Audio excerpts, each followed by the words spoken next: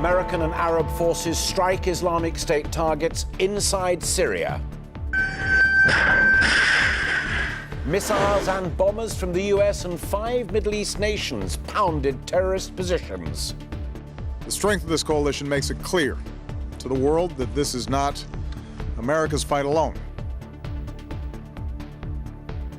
The family of British hostage Alan Helling tells ITV News the strikes have made them fearful for his fate. Also tonight, together we can do it. Miliband rallies the troops with mansion tax money for the NHS. Dave Lee Travis, guilty of indecent assault. He'll be sentenced on Friday. And the PM's unconventional description of Her Majesty's reaction to Scotland's independence vote.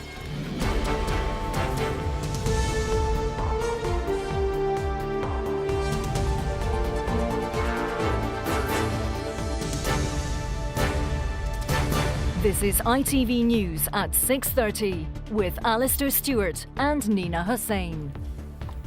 Good evening. The volleys of missiles thundered into Syria from US warships at sea and a multinational air force overhead. As the fight against Islamic State moved into uncharted territory, President Obama insisted he will do what is necessary to defeat the extremists, but he accepted it was only the beginning. The strikes killed at least 70 Islamic State militants and 50 other al-Qaeda-linked fighters. But the CIA now believes there are at least 30,000 more in Iraq and Syria. Our first report comes from Robert Moore in New York. In the middle of the night, somewhere in the Red Sea, this was the dramatic way America announced it had finally entered the Syrian civil war. As officers watched from the bridge of the two destroyers, this opening salvo of nearly 50 Tomahawk missiles was aimed both at the Islamic State and at a splinter group of al-Qaeda operating inside Syria. And from an aircraft carrier in the region, warplanes struck other targets. But it was not just the US dropping the precision-guided bombs. 5 Arab air forces also took part in the operation. The Pentagon has just released these remarkable cockpit images, showing a compound being targeted, and then what it calls a vehicle staging area, giving a sense of the firepower now being deployed.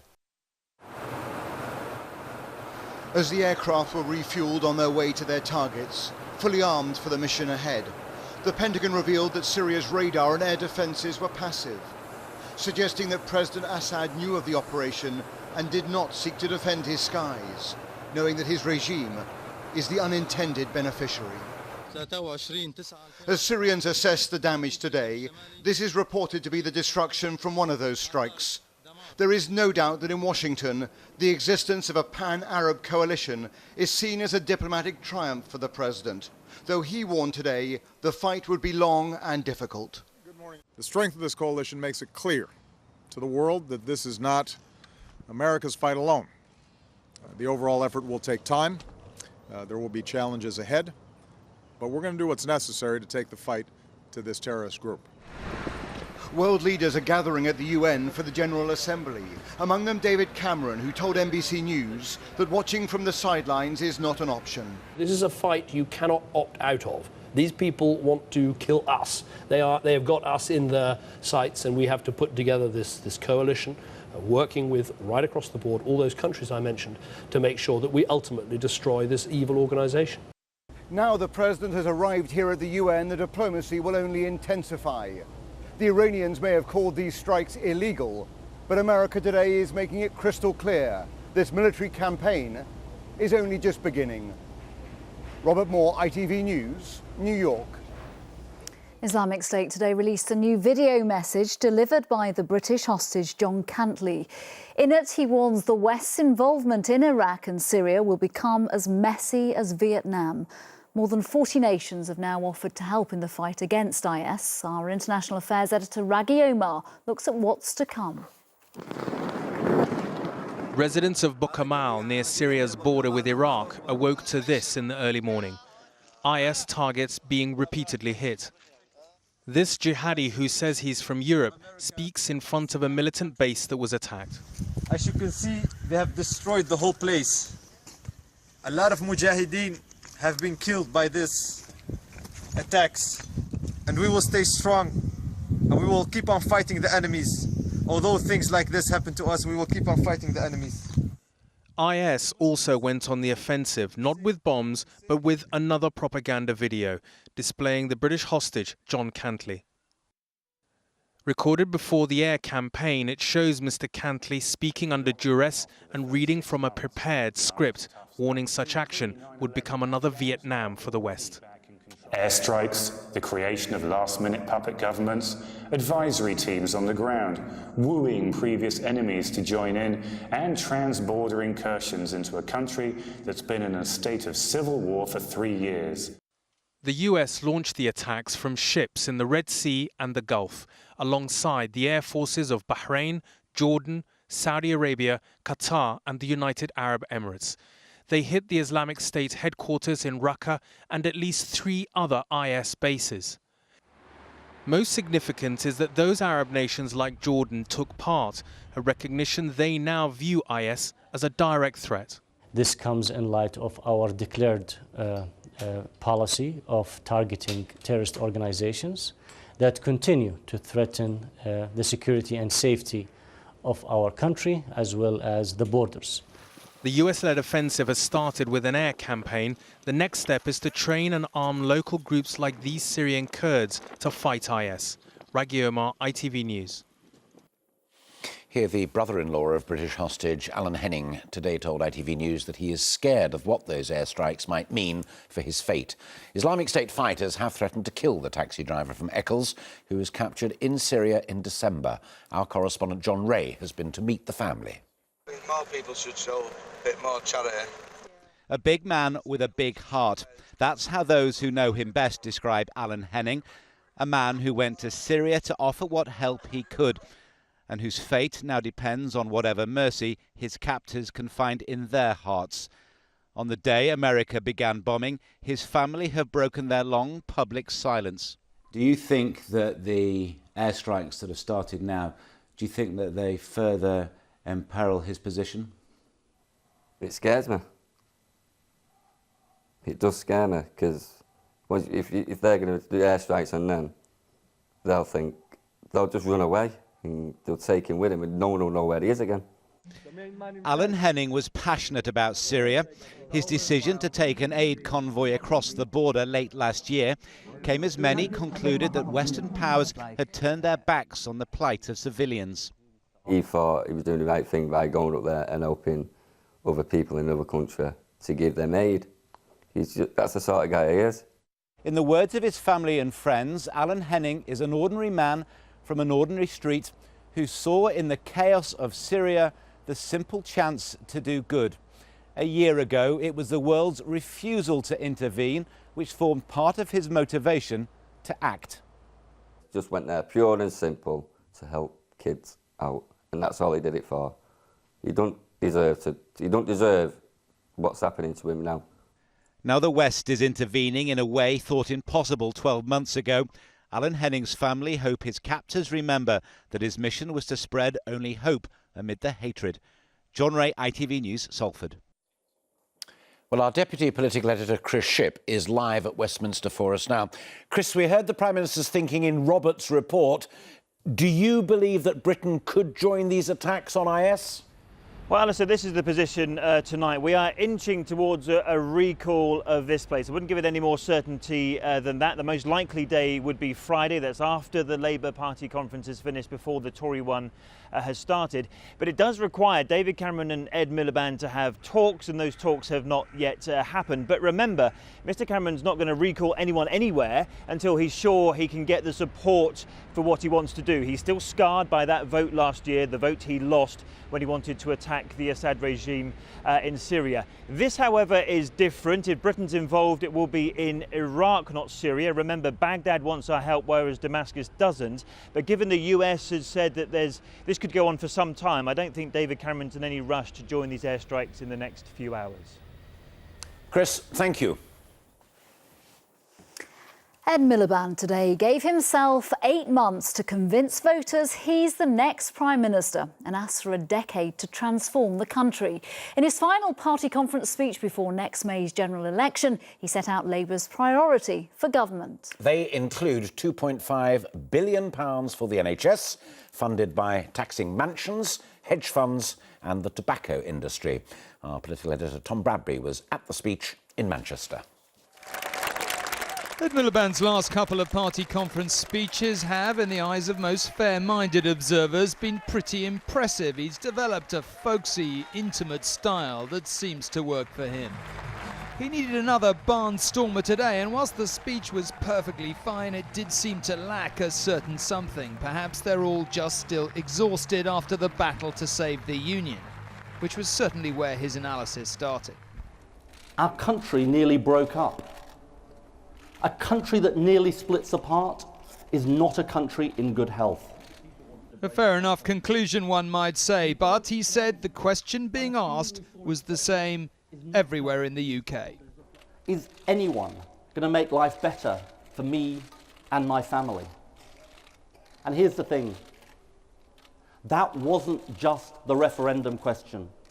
That is the general election question. He promised to increase the minimum wage and build many more homes, but he really started to bring the audience to its feet with the pledge to put £2.5 billion into the NHS. So we will set aside resources so that we can have in our NHS 3,000 more midwives, 5,000 more care workers, 8,000 more GPs and 20,000 more nurses. An NHS with time to care. They loved that, but there was more.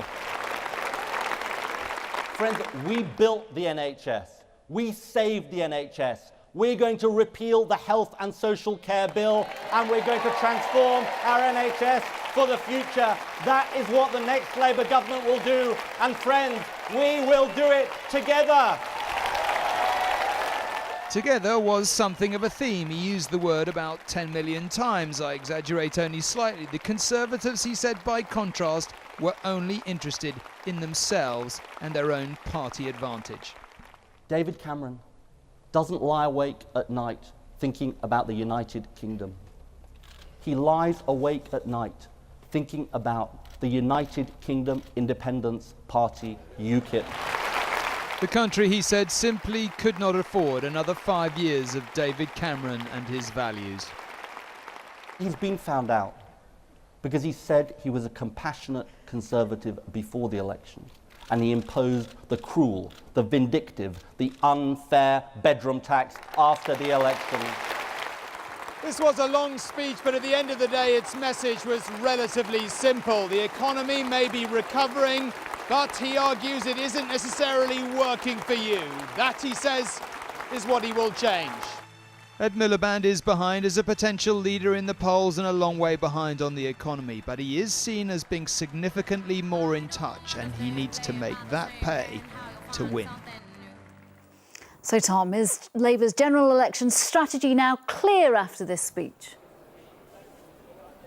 Yes, I think it is. What was interesting in one sense about this speech is that he didn't talk about the deficit or the debt at all. Now, you might say that's because Ed Balls dealt with it pretty thoroughly yesterday. That's certainly true. You might even say it's because it's not his strongest suit, so why would he talk about it? But I suspect it's also, I think, because strategically they think that's probably priced into the market in the sense that voters sort of feel the deficit, big as it is being dealt with, and we're on track with that. And therefore, I think he was clearly focusing on this area of, if the economy is recovering, well, is it working for you and me and everyone else? He doesn't feel it is working for ordinary working families. That is where he is going to make his pitch. That's where he's ahead in the polls, by the way. But that was clearly what he was trying to do today, was beginning to set out what his offer is going to be on that. Tom Bradby, thank you. Still to come, caught on camera, Cameron on the Queen and the Scottish referendum. But what did he say? Find out after the break.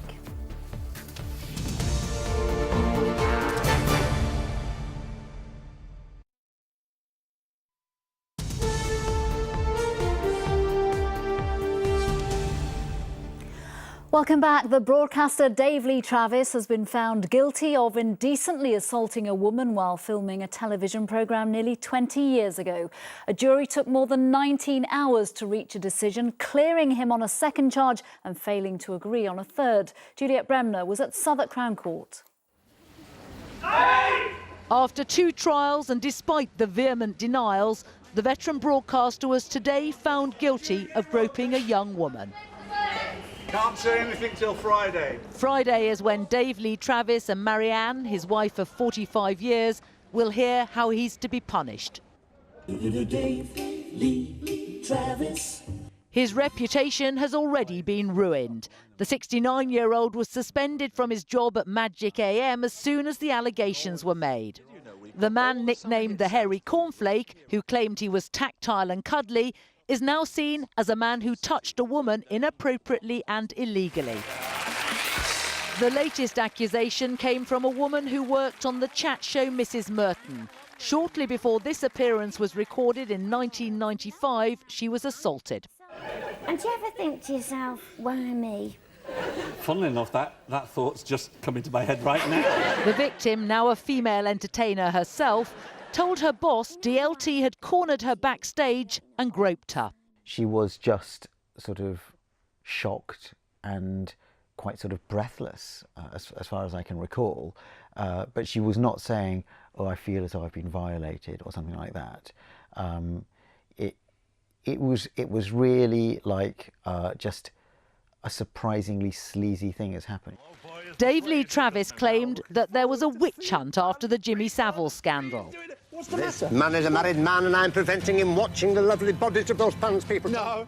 When Dave Lee Travis was cleared after his first trial, he called the women who'd brought the accusations liars. This denial so angered the woman at the centre of today's guilty verdict that she decided to come forward and make her allegations almost 20 years after the assault. Trying to prove his innocence has been a costly 2-year struggle. Today's verdict may mean his good name has now gone forever. Juliet Bremner, ITV News, Southwark. Scotland Yard has announced that it is reviewing its investigation into the disappearance of teenager Alice Gross. Well, Sejal Carrier is in Hanwell in West London for us, where the girl was last seen. Sejal, what's prompted this?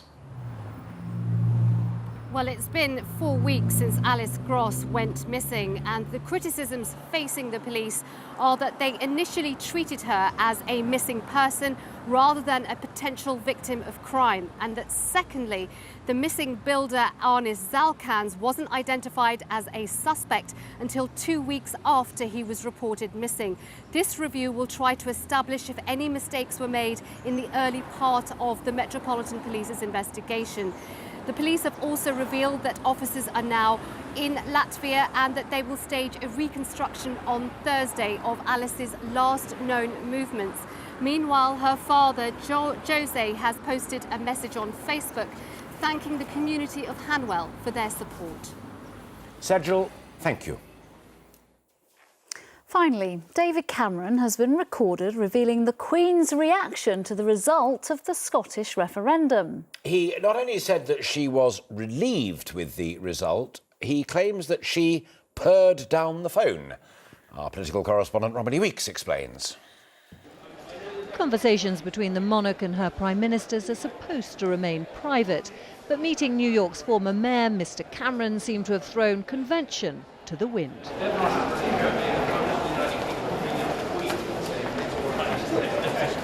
And the Queen's response? It's probably the first time the Queen, who'd kept her opinions largely to herself through the referendum campaign, has been likened to a cat. An unusual breach of protocol by the Prime Minister, and one which is pretty revealing about nerves in Downing Street and the palace about which way the vote would go. But it should never have been that close. It wasn't in the end.